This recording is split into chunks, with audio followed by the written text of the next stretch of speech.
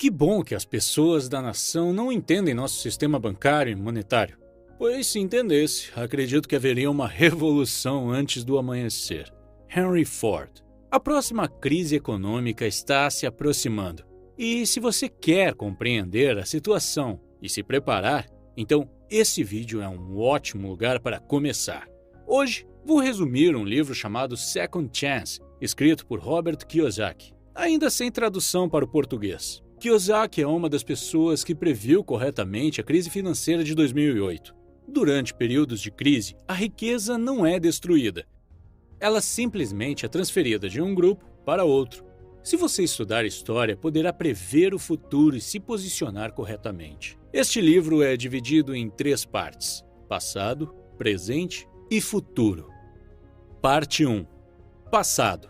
Nos próximos minutos você verá como a história se repete e como os governos simplesmente se recusam a aprender suas lições com ela. Kiyosaki fala sobre 2 termos importantes ao revisar o passado. O primeiro é a flexibilização quantitativa e o segundo é o padrão ouro e o acordo de Bretton Woods. Vamos começar com a flexibilização quantitativa. Flexibilização quantitativa significa simplesmente a impressão de dinheiro.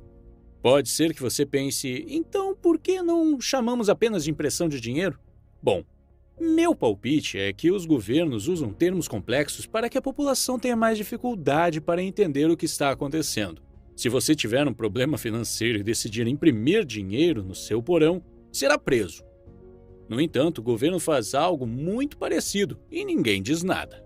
Governos geralmente imprimem dinheiro quando estão em crise econômica, ou quando o dinheiro extra é necessário em situações extremas, como uma guerra, por exemplo. E por que imprimir dinheiro é ruim? A resposta é: todas as vezes em que dinheiro é impresso, as classes baixa e média ficam ainda mais pobres e a classe alta fica ainda mais rica. A emissão de moeda destrói seu valor monetário, aumenta a inflação e os impostos. A renda das pessoas é roubada por meio da inflação, que prejudica principalmente as classes baixa e média, porque o dinheiro que trabalham duro para ganhar, de repente, passa a ter menos valor. Imprimir dinheiro não é um truque novo. Tem sido usado pelos governos há muitos séculos e a parte mais assustadora é que sempre terminou em desastre.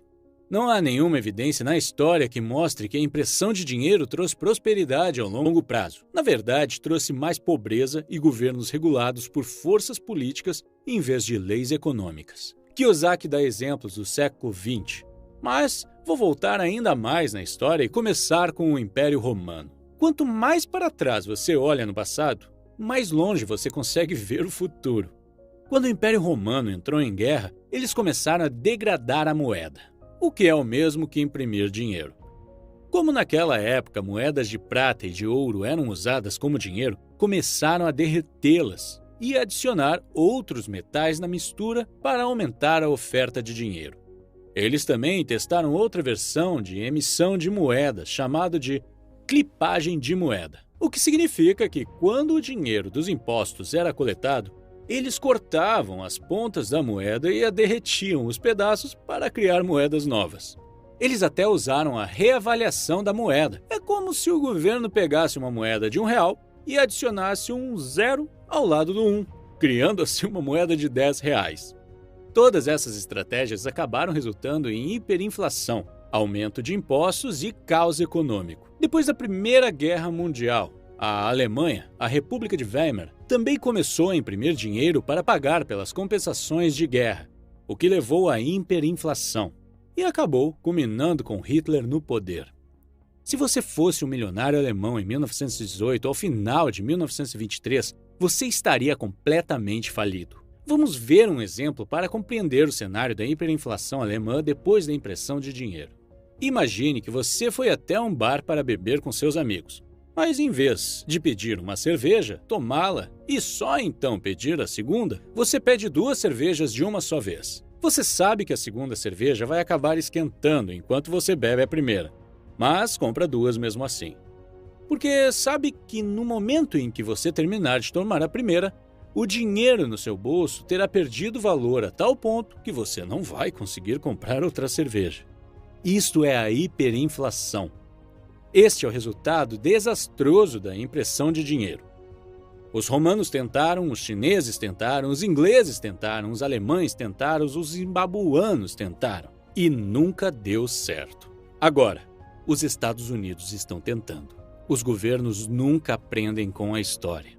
Há um artigo ditado que diz: loucura é continuar fazendo a mesma coisa e esperar resultados diferentes. Agora que entendemos no que a emissão extraordinária de moeda implica, vamos falar sobre o fim do padrão ouro em 1971, devido ao Acordo de Bretton Woods. Este foi um evento que acelerou ainda mais a impressão extraordinária de moeda. Segundo o Acordo de Bretton Woods, o mundo estava operando no padrão ouro, o que significava que as outras moedas estavam atreladas ao dólar e o dólar estava atrelado ao ouro, todos com uma taxa de câmbio fixa.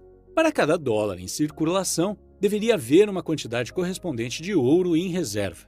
Desta forma, caso um banco ou país quisesse ouro, ele poderia trocar seus dólares e vice-versa.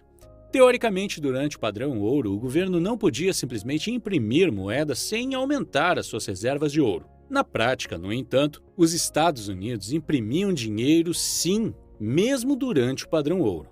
E chegou a um ponto em que havia muito dinheiro impresso sem correspondente em ouro. Isso significa que se as pessoas começassem a exigir ouro em troca de seus dólares, os Estados Unidos não seriam capazes de realizar a troca. O próximo passo, logicamente, foi pôr um fim ao padrão ouro, o que aconteceu em 1971. O presidente americano Nixon cortou o último vínculo entre o ouro e o dólar, o que significa que os Estados Unidos agora podiam emitir moeda o quanto quisessem. O dinheiro se tornou uma ferramenta nas mãos dos governos e políticos. Desde 1971, os Estados Unidos fizeram 3 flexibilizações quantitativas, deixando a situação cada vez pior. Emitir moeda é como construir uma casa na areia. Você sabe que em algum momento ela vai desmoronar. Mas em vez de parar a construção e encontrar uma fundação mais sólida, você continua construindo. E quando os problemas surgem, você faz alguns remendos na esperança de impedir que a casa caia. Quando se começa a impressão extraordinária de dinheiro, é muito difícil parar.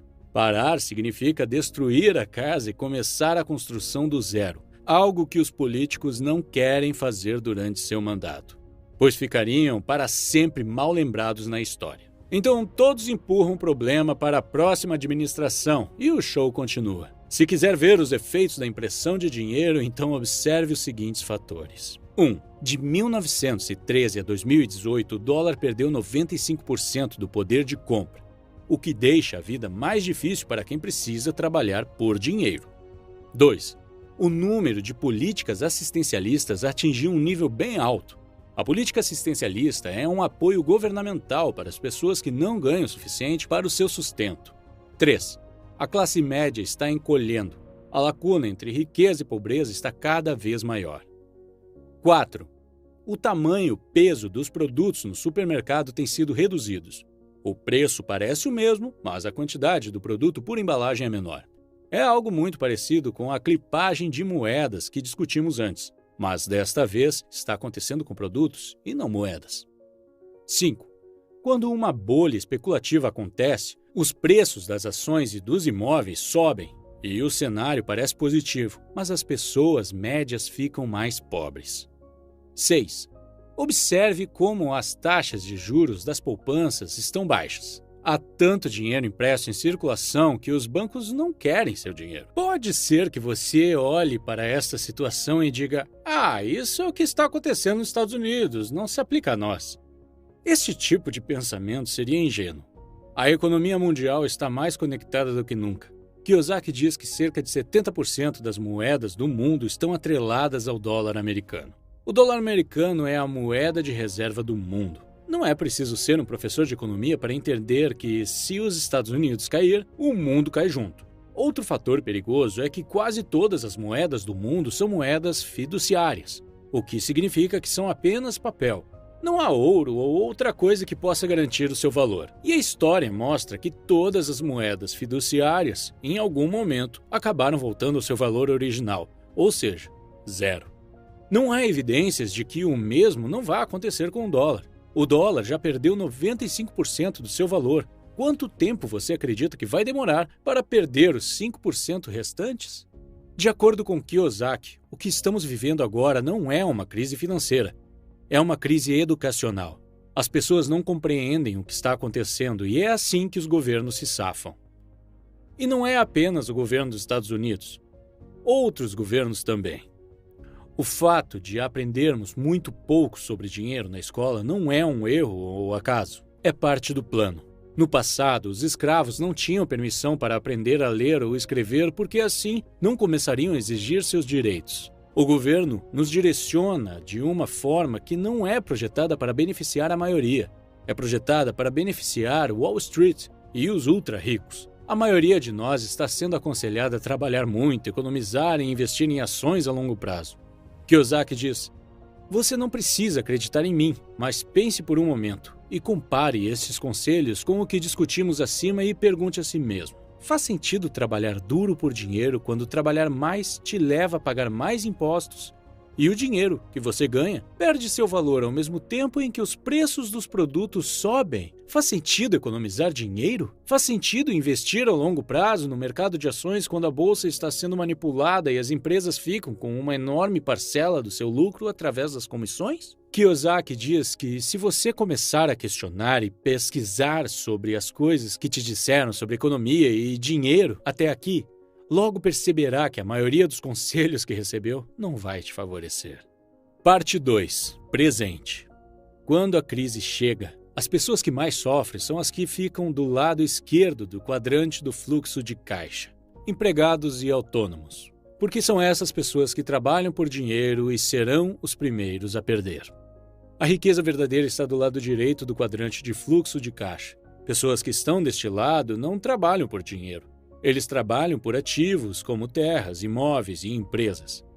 O autor recomenda a transição do lado esquerdo para o lado direito do quadrante, que é onde a riqueza verdadeira está. Para isso, ele recomenda a escolha de uma das 4 classes de ativos. As 4 classes de ativos são empresas, imóveis, commodities e ativos de papel, como ações e títulos. Empresas são a classe de ativos mais difícil de conseguir, mas também a mais rentável. Por outro lado, os ativos de papel são os mais fáceis de adquirir, mas os menos rentáveis, e também os mais arriscados. Pelas últimas entrevistas do autor, pude perceber que ele não aconselha investir nessa classe de ativos. Ele acredita que o mercado de ações se tornou um grande cassino, onde os vencedores são sempre os proprietários. O tipo de ativo favorito do autor é o mercado imobiliário. E ele pensa que o melhor é escolher um tipo de investimento que te anime e envolva. Parte 3. Futuro. Vamos recapitular o que discutimos anteriormente. Na primeira parte, aprendemos que o governo imprime dinheiro e como isso afeta os trabalhadores de forma negativa. Na segunda parte, aprendemos que a riqueza verdadeira está do lado direito do quadrante de fluxo de caixa. Agora, nesta parte final, vamos compartilhar com vocês alguns dos conselhos que o livro traz sobre como fazer a transição do lado esquerdo para o lado direito do quadrante. O primeiro conselho do autor é se educar financeiramente jogando o jogo Cash Flow. A primeira maneira de aprender algo é fazê-lo, e a segunda melhor é através de simulação. E é aí que o Cash Flow pode ajudar. Nós geralmente lembramos de 10% da informação que lemos ou ouvimos. Em comparação, costumamos aprender 90% daquilo que simulamos. Jogue o jogo várias vezes para que possa aprender o máximo possível. Então, comece a jogar na vida real. O autor diz que há muitos clubes de cash flow por todo o mundo e as pessoas estão educando umas às outras. No entanto, fique atento, pois alguns desses clubes estão usando os jogos para atrair pessoas para seus próprios negócios e provavelmente tentarão te vender algo no fim das contas. Então, pesquise bem antes de ingressar em um clube. O segundo conselho é se tornar um empreendedor. Empregado e empresário são pessoas completamente diferentes. Sua abordagem e mentalidade são muito diferentes. Sempre ouvimos o conselho: estude muito e consiga um bom emprego em uma empresa grande. Mas raramente ouvimos o conselho: estude muito e se torne um empreendedor. É por isso que as pessoas não percebem que têm essa opção. Elas nem mesmo consideram a possibilidade. Somos bem treinados para pedir peixes, mas não o suficiente para pescar peixes. Em alguns governos, o próprio governo deve construir as casas e promover empregos à população, mas no capitalismo, são os indivíduos que constroem a economia. Há muitas pessoas que vivem em uma sociedade capitalista, mas com uma mentalidade diferente, esperando que o governo forneça tudo o que precisam. O autor aconselha que nos tornemos empreendedores, porque os impostos e as leis são criadas a favor dos empresários. São eles que estão construindo a economia, criando empregos, desenvolvendo o mercado imobiliário e investindo. O governo precisa dos empresários ou não haveria empregos e o governo não conseguiria coletar impostos. Muitas pessoas pensam que empreender é arriscado, mas buscam segurança em um emprego. Mas não existe mais emprego seguro. A maior parte dos empregos está se mudando para países como a Índia e as Filipinas. Ter um emprego é, na verdade, mais arriscado do que ter uma empresa, porque quando você tem um emprego, você tem apenas um cliente, que é o seu empregador. Se ele te demitir, então você não terá outra fonte de renda. Mas, como empresário, você tem muitos clientes. Conselho 3. Não viva abaixo de suas posses. Expanda suas posses. Se você pedir ajuda a um planejador financeiro, ele irá dar uma olhada em seus gastos e te aconselhar a cortar gastos. Então você vai cortar o cappuccino que tomava todos os dias na padaria perto do trabalho. Kiyosaki diz: por que não olhamos para o outro lado da equação e encontramos uma forma de aumentar nossos ganhos, de forma que o preço do cappuccino se torne insignificante? Cortar gastos é matar as suas paixões. Não mate suas paixões. Encontre formas de sustentá-las. Sempre pergunte a si mesmo: o que posso fazer para ter mais condições financeiras? Conselho 4. Aprenda a usar dívidas e impostos para conseguir mais ativos. Desde 1971, dinheiro se tornou dívida. Quando as pessoas te dizem para sair da dívida, estão dizendo para sair do dinheiro. É claro que estou falando de uma dívida positiva, que é a dívida usada para adquirir ativos que trazem dinheiro para o seu bolso. Não estou falando da dívida usada para comprar passivos como TVs, carros, viagens, etc. Conselho 5. Não tenha medo de cometer erros e fracassar. É parte do processo. Simplesmente se lembre de quantas vezes você caiu antes de aprender a andar de bicicleta. Para finalizar, preciso informar que não sou um especialista financeiro e altamente recomendo que você faça sua própria pesquisa. O que parece correto para o autor, ou para mim, pode ser completamente errado para você. Se tornar um empreendedor é uma tarefa difícil e talvez você não queira trabalhar tanto, se estressar e assumir tantas responsabilidades. E esteja feliz dirigindo sua BMW, mesmo que endividado. É a sua vida e o que você faz com ela é uma decisão exclusivamente sua. Obrigado por assistir.